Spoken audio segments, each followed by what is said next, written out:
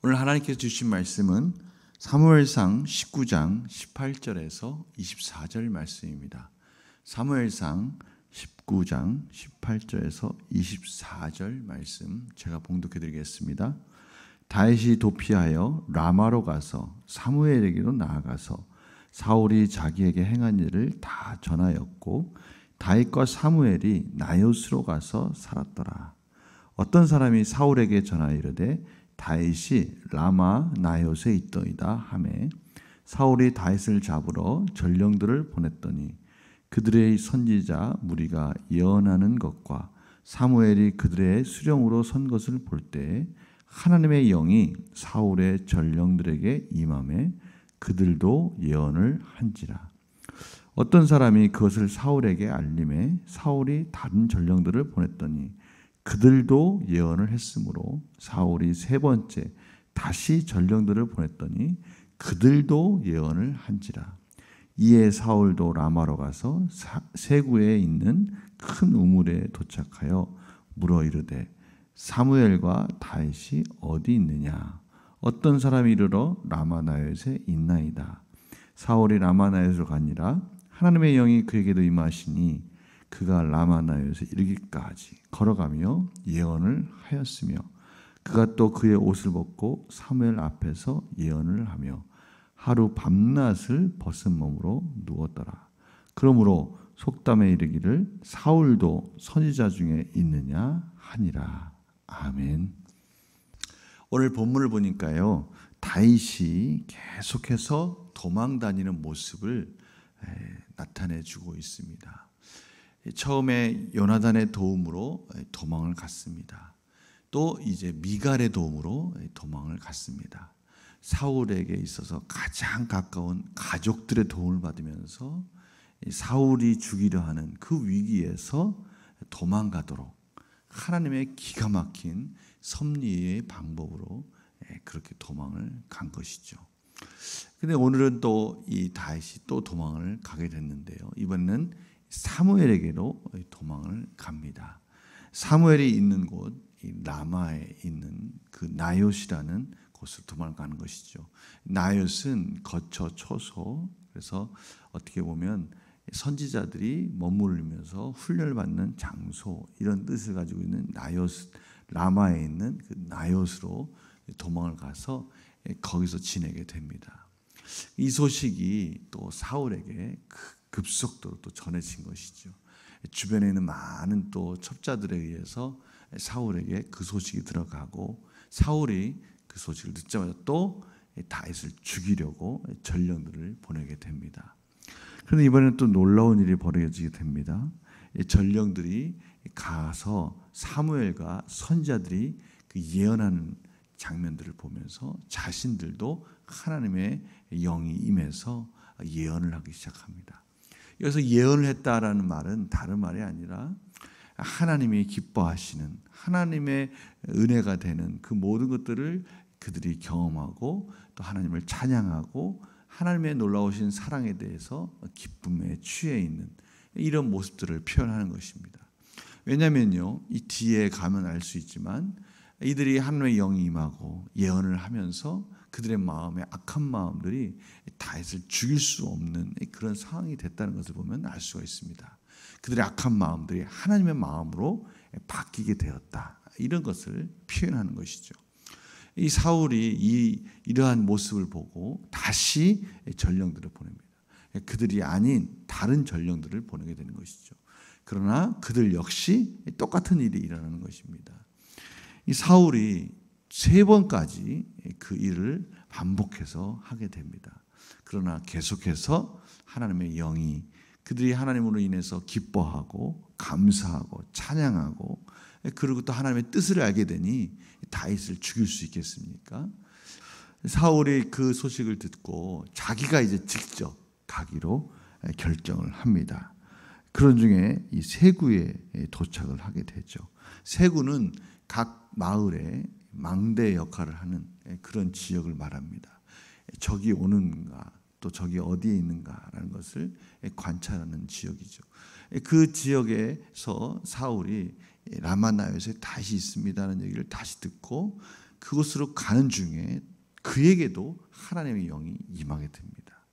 그래서 라마나에까지 갈 때까지 그도 하나님을 찬양하고 하나님의 뜻을 선포하고 그 마음이 하나님의 마음으로 그가 라마나에까지 이르게 되는 것이죠.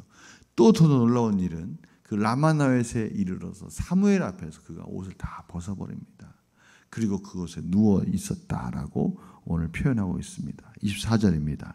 사무엘 앞에서 예언을 하며 하루 밤낮을 벗은 몸으로 누웠더라. 바로 그러한 모습 속에서 사울은 자신이 입고 있었던 옷을 벗고 모든 것을 다 내려놓고 진짜 벌거벗은 몸으로, 어떻게 보면 벌거벗었지 않을지라도 그가 가지고 있는 그를 상징할 수 있는 이 껍데기, 그야말로 유명무실한 말만 왕이지 하나님도 버림받은 그 사울이 그 모든 왕의 권위와 품위를 자랑할 수 있는 옷들을 다 벗어버렸다라는 것을 오늘 말씀해 주고 계십니다.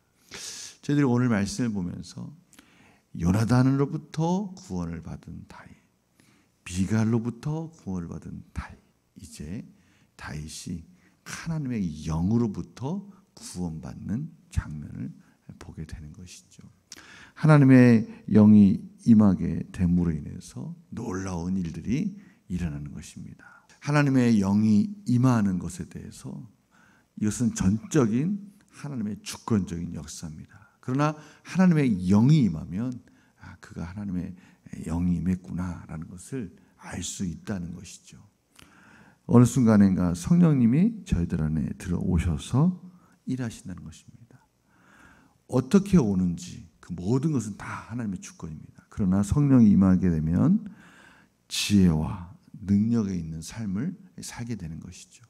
그래서 예수님도 요한복음 16장 12절에서 13절에 보면요, 내가 아직도 너희에게 이를 것이 많으나 지금은 너희가 감당하지 못하리라. 그러나 진리의 성령이 오시면 그가 너희를 모든 진리 가운데로 인도하시리니 그가 스스로 말하지 않고 오직 들은 것을 말하며 장래 일을 너희에게 알리시리라 라고 말씀하고 계십니다. 저희들이 하나님의 영이 임하는 것에 대해서 우리 인간적인 어떠한 지혜나 지식 가지고는 도저히 그것을 설명할 수가 없습니다. 전적인 하나님의 주권입니다. 그러나 하나님의 영이 임하게 되면 예수 그리스도의 십자가를 바라보고 말씀을 비로소 깨닫게 되고 말씀을 믿음으로 말씀 안에 순종하는 삶으로 살게 된다는 것입니다. 그래서 히브리서 4장 12, 13절에 보면요, 하나님의 말씀은 살아있고 활력이 있어 좌우의 날선 어떤 검보다도 예리하여 혼과 영과 및 관절과 골수를 찔러 쪼개기까지 하며 또 마음의 생각과 뜻을 판단하시나니 지으신 것이 하나도 그 앞에 나타나지 않음이 없고 우리의 결산을 받으실 이의 눈앞에 만물이 벌거벗은 것 같이 드러나느니라. 그렇습니다. 하나님의 영이 임하면 하나님의 말씀을 깨닫게 되고 그 말씀 앞에 그 하나님의 말씀이 때로는 우리를 모든 죄 가운데 발가벗기듯이 그것을 깨닫게 하고 참으로 그 부끄러움 속에 하나님께 회개하도록 저희들을 이끌어 주십니다.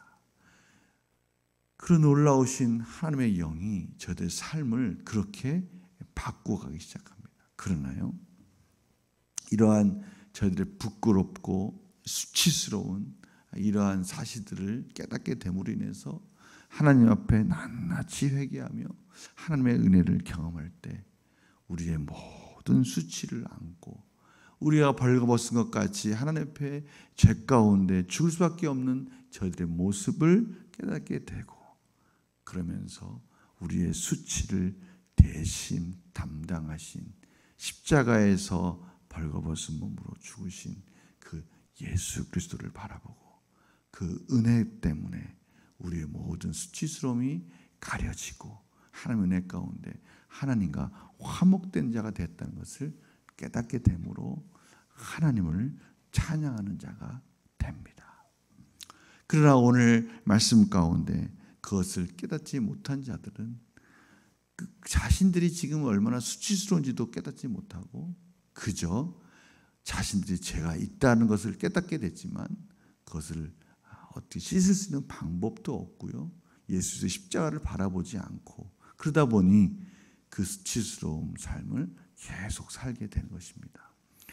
오늘 이 하나님의 영이 떠난 이 사울, 그가 잠깐 벌거벗고 하나님을 예언하는 것 같았지만 하나님의 영이 다시 떠나게 됨으로 인해서 사울은 그 수치스러운 일을 계속하게 됩니다. 오늘 말씀의 뒤로 가면요, 다윗을 계속 죽이려고 하며 하나님의 뜻에 벗어난 삶을 살고 있는 사울의 모습을 보게 됩니다. 저희들이 오늘 이 말씀을 보면서요, 하나님의 저희들 안에 하나님의 영이 임했다는 것, 이것이 얼마나 소중한 은혜인지 다시 한번 깨닫게 됩니다.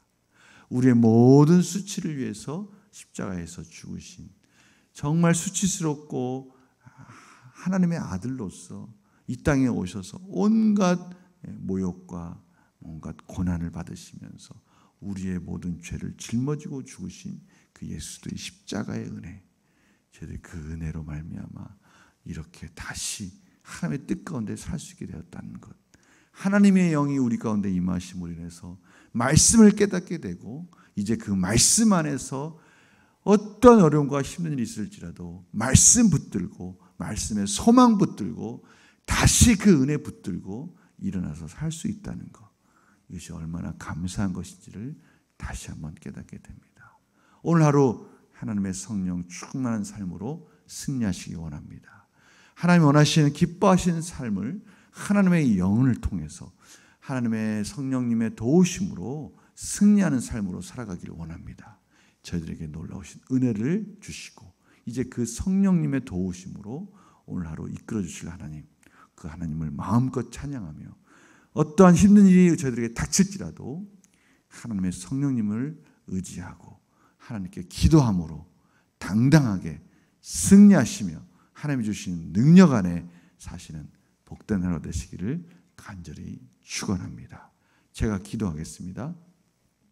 하나님, 저희들에게 모든 십자가의 은혜를 통해서 수치스러움이 굴러가게 하시고 하나님의 은혜 가운데 십자가의 은혜로 말미암아 예수 그리스도의 은혜로 말미암아 성령님을 허락하여 주시고 말씀을 깨닫게 해주시고 그 말씀의 소망 가운데 승리한 삶으로 저들 인도해 주시니 감사합니다.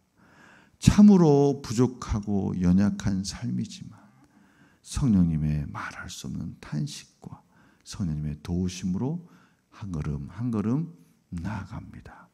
붙들어 주시고 인도하시고 하나님께 영광 돌리는 복된 하루가 되게 하여 주시옵소서. 감사드리며 예수님의 이름으로 기도드립니다. 아멘.